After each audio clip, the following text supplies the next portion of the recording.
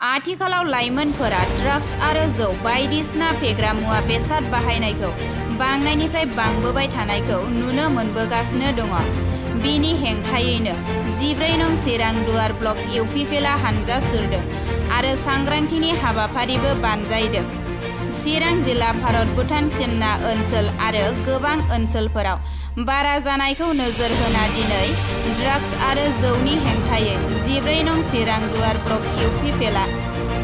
हानजा सुरदों आरो सांग्रांथिनि हाबाफारिबो बानजायदों।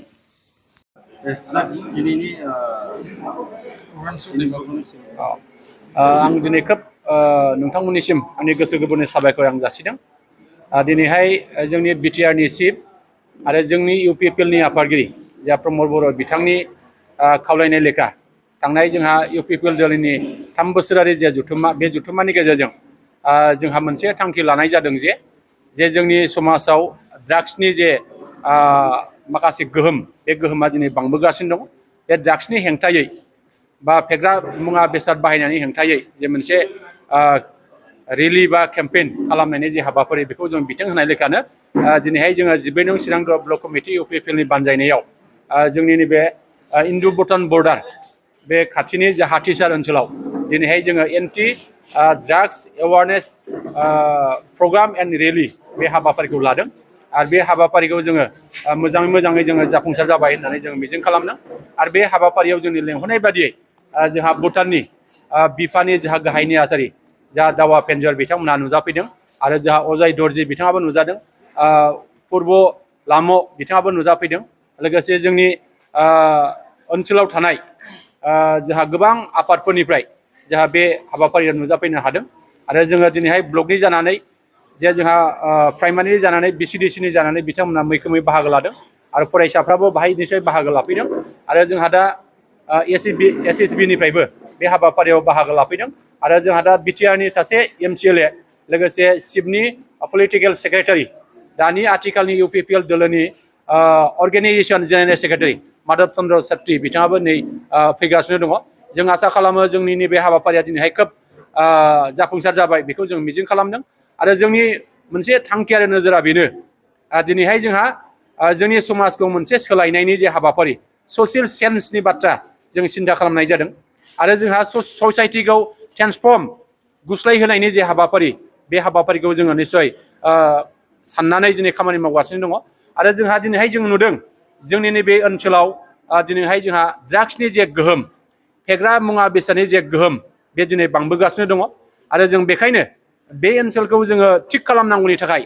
जोंहा बाहाय थानाय गोबां आफादफोर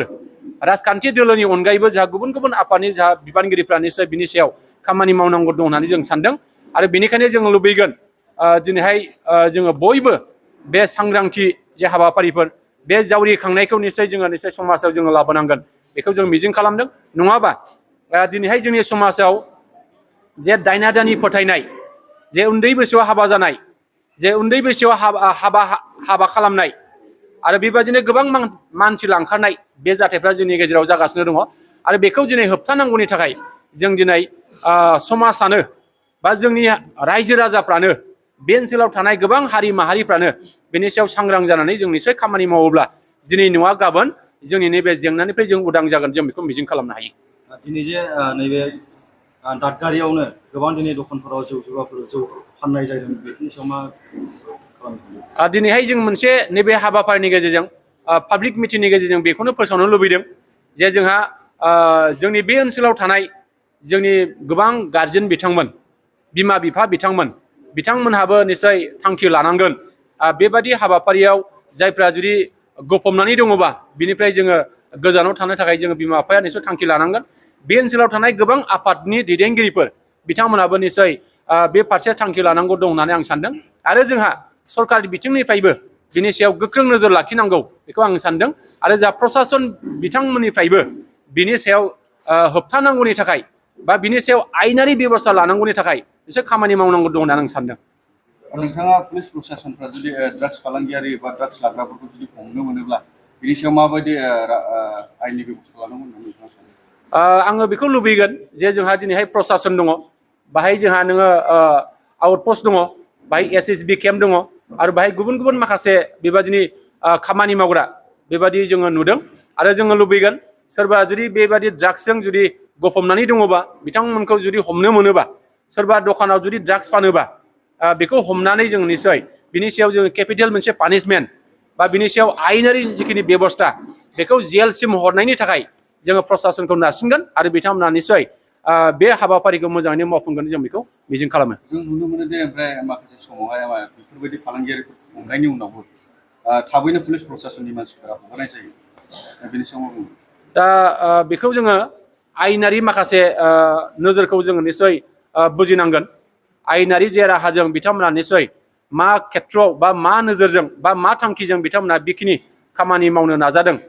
बेखिनिखौ जोङो मिथिनो नाजागोन आरो इयुनावहाय बेबादि जुदि गमामा जामारदोंबा बिथांमोननि सायावबो जों निसय माबा मोनसे राहा लानांगौ दं होननानै आं सानो। आज का प्रोग्राम पहले तो मैं बधाई देना चाहता हूँ कि वो चिरांग डिस्ट्रिक्ट ब्लॉक 14 का प्रेसिडेंट बिरदाव जी और उसका सब पार्टी वर्कर्स के लिए कि आप लोग ने ऐसे ब्लॉक के लिए खास की हाथीसार के लिए ऐसे एक कार्यक्रम रखा है जो दोनों देश के लिए बहुत एक कीमती और बहुत इम्पोर्टेंट सब्जेक्ट है, वो इशू है। जो ड्रग्स नशीले दवाएं उसमें क्या इससे इसके वजह से कितना बिगड़ सकता है उसको बहुत ये ड्रग्स के वजह से दोनों देशों के लिए बहुत नुकसान पहुंचा सकता है। तो इसीलिए आज जो प्रोग्राम रखा है बहुत खास है और इसीलिए हम बिरदाव जी के और उसके टीम को बधाई देना चाहता हूं कि वो सही टाइम पे वो रखा है और हम लोग भी उसी हिसाब से हम लोग भी क्रॉस बॉर्डर के नाते वो drugs issue cross border issue है तो इसी इसके नाते हम लोग भी इधर भाग लेने के लिए आप लोग ने जो हम लोग को न्योतन दिया है हम उसके लिए बहुत बहुत शुक्रगुजार हूँ। और आपके समय में ड्रग्स है उसको प्रोटेक्ट करने के लिए और कैसे काम करना पड़ता है? वो जो ड्रग्स फ्री सोसाइटी बनाने के लिए वो क्या सबसे ज़रूरत है रिलेशनशिप, टीम वर्क, कोऑपरेशन बहुत ज़रूरी है। क्योंकि ये जब नशे जो आ जाता है तो पहले सोचता है कि ये हमारा मामला नहीं है, ये दूसरा का मामला, वो जो ड्रग यूज़ करता है उसका ही मामला है, उसका जिम्मेदार है, ऐसे करके हम लोग बैठ जाता है पीछे। तो इसीलिए हम लोग सब आगे आके इसके लिए वो जो ड्रग्स फ्री सोसाइटी बनाने के लिए हम लोग सब के साथ काम करना पड़ेगा। जब हम लोग बोलते हैं तो पब्लिक बिजनेसमैन और ख़ास की लॉ इन्फोर्समेंट एजेंसी जैसे एसएसबी है, पुलिस है, तो उसके हिसाब से फिर लोकल लीडर्स है, सब आके एक ही साथ काम करना पड़ेगा। नहीं तो एक बोलेगा वो नहीं, वो तो कानून तोड़ने वाला है, सिर्फ कानून का काम है, बोलने से ऐसे नहीं होगा, सबके साथ काम करना पड़ेगा। आज होगा एक आप जैसे मेरे घर में हो तो एक हमारा रिस्पॉन्सिबिलिटी नहीं बनता है, वो समय के लिए सबका रिस्पॉन्सिबिलिटी बनता है। जब वो नशेले चढ़ जाता है तो सब सोसाइटी बिगड़ जाएगा। तो इसीलिए सबके साथ काम करना पड़ेगा, तब हम लोग वो ड्रग फ्री सोसाइटी बना सकते हैं। जैसे आप लोग ने मोदी जी ने स्वच्छ भारत रखा है, ऐसे ही अभी आप लोग का हिमंत बिश्व जी ने भी रखा है कि असम में वो ड्रग फ्री बनाना चाहता है। इसी के साथ हम लोग भी कोशिश करता है कि भूटान से की तरफ से भी हम लोग जितना मदद दे सकते हैं हमको भी देना पड़ेगा हम, क्योंकि ये सिर्फ इशू इंडिया की इशू नहीं है, भूटान की इशू नहीं, क्रॉस बॉर्डर इशू है। जब इंडिया का नौजवान हमारा युवा लोग बिगड़ने लगेगा तो इसमें सब ट्रेडिंग होगा। जब ट्रेडिंग होगा तो एक दूसरे देश के लिए अच्छा नहीं हो सकता है कि लॉ इन्फोर्समेंट आ जाता है तो कानून के तोड़ने के बात आ जाता है। तो इसी में बहुत इस इश्यू से भर के बहुत दूसरा इश्यू भी आ सकता है। तो इसीलिए ये ड्रग्स को तो हम कैसे भी उन लोग इसको ड्रग को हम अभी से उसको तोड़ जवाब देना पड़ेगा, वही है। फैगोन समावहाय इंटरनेशनल ट्रेड सेन्टारखौहाय नोंथाङा बेखेवनायनि खोथाखौ बुंबाय थादों, बेखौ माला आरो बबे जायगायावहाय खुंफुंनो आखायाव लादों? आं नोंथांमोननिसिम खुलुमनाय जासिबाय। दिनैहाय 12 नं चिरां ब्लक कमिटि UPPला मोनसे सर्ट टार्म्स आरो लं टार्म्सनि माखासे जों हाबाफारि जों खालामबाय थादों आरो दिनैहाय जोङो जोंनि 12 नं चिरां ब्लक कमिटि UPPनि बानजायनायावनो जोङो दिनैहाय मोनसे माइ हानाय हाबाफारि, बे हाबाफारिखौबो जों लाखांबाय आरो जोंहा दा गुबुन गुबुन हाबाफारि जोङो लाबाय थानो जोङो सिगांदों। दिनैहाय जोङो 12 नं चिरां ब्लक कमिटि UPPLनि बानजायनायावनो दिनै anti drugs awareness programme and rally बे हाबाफारिखौबो जोङो नैबे हाथिसार ओनसोलाव दिनै जोङो लाखांबाय आरो जों दिनैहाय बेखौनो फोसावनो लुबैदों जोंनि 14 नं चिरां ब्लक कमिटि इउपिपिएलनि बानजायनायावनो जा international trade exchange trade expo' खालामनायनि जों बाथ्रा साननाय जादों आरो बे हाबाफारिखौ जोङो फैगौ नभेम्बर दाननि जोबथा बा डिसेम्बर दाननि गिबि सप्तायावनो बे इन्टारनेशनेल ट्रेड एक्सप' 2022 बेखौ जों खालामनो जों सिगांदों आं आसा खालामगोन जोङो बेखौ थाबैनो जोंनि नैबे हाथिसाराव जोंहा इन्ड' भुटान बर्डार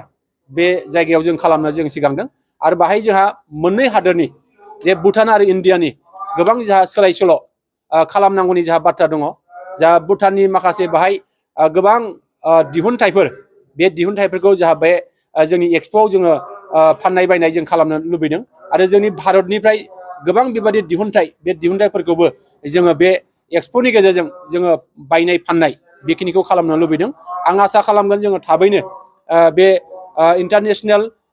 ट्रेड एक्सप' बे एक्सप'नि थाखाय जों मोनसे बानजाय आफाद जों दानानै होगोन आरो बे बानजाय आफादनि गेजेरजोंनो जों बे हाबाफारिखौ खुंलांनो थाखाय जोङो सिगांदों बे एक्सप'खौ बबे जायगायाव खालामनो नोंथांमोना थियारि जादों जों बेखौ हाथिसारनि नैबे जिखिनि जोंहा माबा दङ बै हिमालयान क्लाब दङ बे क्लाबनि गेवलां फोथार दङ बे गेवलां फोथारावनो जों बेखौ खुंनायनि थाखाय थांखि लानाय जादों माखासे समावहाय एक्सप'रावहाय नुनो मोनो गुबुन गुबुन हादरसाफोरनिफ्राय गुबुन गुबुन रोखोमनि जेरै राजस्थान दिल्लीफोरनिफ्रायबो फैनानै माबा फैनायखौ नुयो दा बे एक्सप'आव बेफोरबायदि गोजान जायगानिफ्राय फैदों जों बेखौनो आसा आरो मिजिं खालामदों आरो नैबे एक्सप'आव जोंहा जोंनि भारतनि गुबुन गुबुन जायगानि बा जोंनि आसामनि गुबुन गुबुन जायगानि आरो जोंनि सा सानजा भारतनि गुबुन गुबुन जायगानि बेबायदि जोंहा माखासे बायनाय फायनायनि जे बेबस्था बे बेबस्थाखौ जोङो निसय खालामहोनायनि सिन्था खालामनाय जादों आरो भुटाननिफ्रायबो जोङो गोबां बेबायदि फाननाय बायनायनि जे राहा बे राहाखौबो जोङो खौसे खालामनो थाखाय जोङो थांखि लानाय जादों एक्सप'आवहाय माखासे समावहाय गोबां मानसिफ्रा लोङै जायै